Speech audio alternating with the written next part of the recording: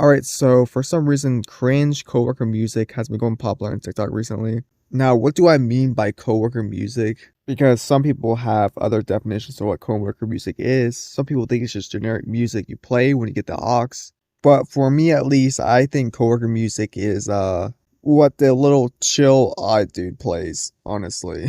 I think that's the best description. Now, the first guy that started this little trend was Chandler Mackins. And if you remember him, if he looks familiar, he made the Bubonic song. I'm running all over the place, blue in the face, looking like Sonic. Got up on stage around 9, and the next day they called it iconic. In between that, I was off for some time, and vodka and lime in a pack of the chronic. Bring that to a beat. Shit is bubonic. Now, fun fact, when I first saw this, I thought this was AI. Like, I literally thought somebody, like, AI'd Queso into this video. But it turns out this guy's actually a real man, and that's not Queso. And he's also not on a balcony looking over a city. He's in his living room, and that's just a TV with lights around it. But yeah, I would classify this song as coworker music. And honestly, it's not that bad. I'm gonna keep it a buck. I think people are over-exaggerating when they say this is the worst music they ever listened to. Because, bro, trust me, there are a lot worse music out here than this.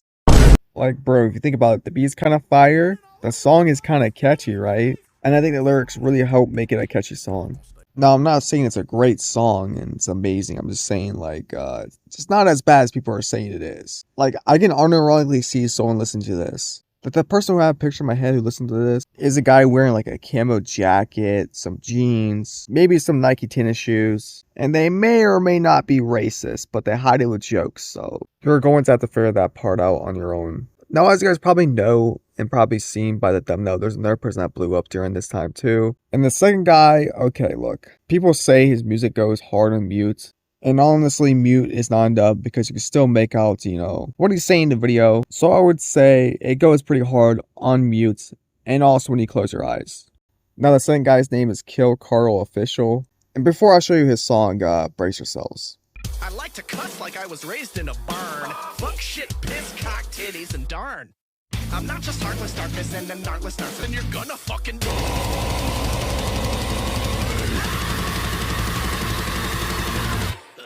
Yeah, now see, that is what I'm talking about. That is bad coworker music. That is terrible. Like, it doesn't just sound bad, it's also cringe at the same time. And I honestly cannot picture anybody listening to this music. Like, maybe a theater kid who's like kind of into rock and heavy metal, I can maybe see that. But that's about it. Oh yeah, also I can kind of see like a hip millennial has his hair tied back in like a ponytail, or just has long hair in general. He's got like a brown beard, maybe like brownish blonde hair. Maybe owns an overrated burger shop. And oh yeah, I can't forget, he's got a tattoo on his like right arm. I can maybe see him listening to this music. But anyways, going back to Killer Carl, I'm starting to think this is a bit, okay? I'm starting to think he's just joking a little bit. Because if you go to his bio, it says cusscore. Now, what is cusscore, yo? I mean, I don't think I've ever heard of this. Well, didn't really ask, honestly. But don't worry, okay? He's got a whole video explaining what cusscore is. Dubbed by Kill Carl in 2025, cusscore is a musical genre that blends elements of rap, metal, and punk that involves the gratuitous use of the words F and S and other profanities, often in the comedic, quirky, or theatric tone. And if you don't like it, then I don't care. Okay, well, I don't think you can add a personal opinion and a definition. So yeah, apparently what we just listened to is called cusscore, a genre that he created himself. And honestly, you can keep this genre. Can I return it, in fact? I also saw somebody put in the comments, this genre is all yours, man. But you know, me personally, after this post and after the description, I feel like he's trolling, right? He's not being serious, right? Right, guys? But you know, I think it's kind of unfair to judge him too soon, okay? I think I should give him another chance, okay? To fully judge his music. Because, you know, everybody at least has one bad song. Like Kanye, he's like considered one of the greatest rappers of all time. He has a handful of bad songs. So who knows? Kill Carl could actually be fired. It's just a song that we listened to was like bad and cringy. What the fuck? That's what everybody says when they find out I grind out too. You'll never guess. Very fucking scary, hard shit. I mean, heavy fucking stuff that goes wrong. Can't get enough.